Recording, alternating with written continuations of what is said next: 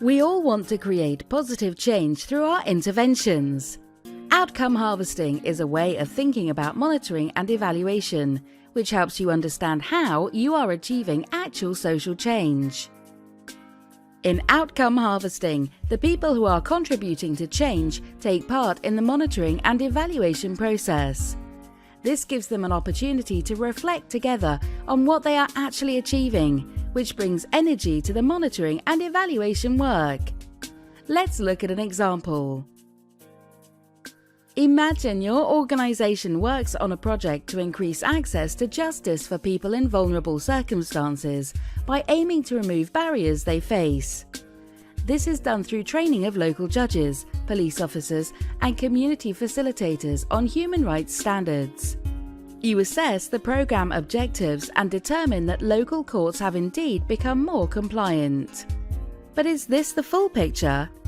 It will look different if you start by identifying the changes in behavior that you have contributed to, instead of only measuring against planned project goals.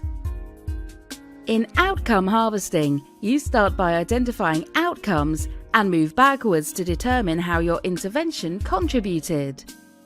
Outcome harvesting defines an outcome as a behavioral change in a social actor that you contributed to.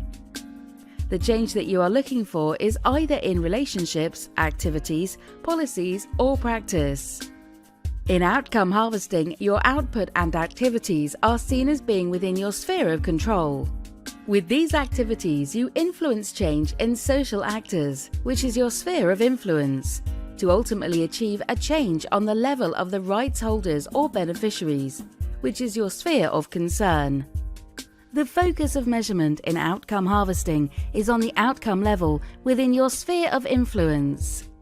Let's have another look at the example. Besides the courts becoming more compliant with human rights standards, traditional leaders and judges formed relationships supported by community facilitators who started coordinating consultations between them. Unexpectedly, the relationship between these actors shifted from one of hostility to one of constructive joint action.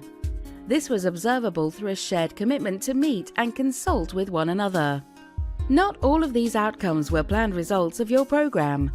Understanding both unintended and intended changes in behavior enables you to learn from your outcomes and adapt your intervention. In outcome harvesting, you acknowledge that change doesn't happen just because of your activities. Your program is not the only actor or factor influencing change. In our example, another NGO is working specifically with the right to justice for persons with disabilities. Justice reforms are being discussed in the National Parliament. Remember that each of these interventions may have also contributed to the outcomes in various ways.